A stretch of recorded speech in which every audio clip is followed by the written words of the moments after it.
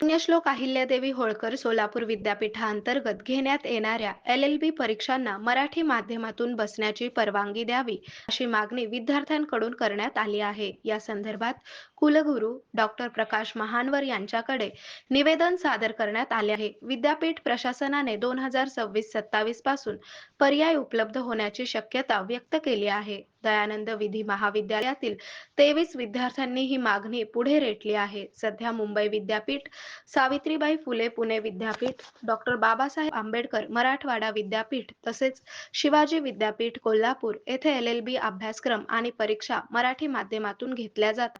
त्याच धर्तीवर सोलापूर विद्यापीठातही मराठी माध्यमाचा पर्याय उपलब्ध करून द्यावा अशी विद्यार्थ्यांची आरोग्य म्हणजे केवळ भूमिका आहे। औषध नाही, तर निसर्गाच्या योग्य उपचारांनी मिळणारी खरी आरामदायक अनुभूती। सोलापूरमध्ये निसर्गोपचाराचं विश्वासाचं नाव लिमये निसर्गोपचार केंद्र।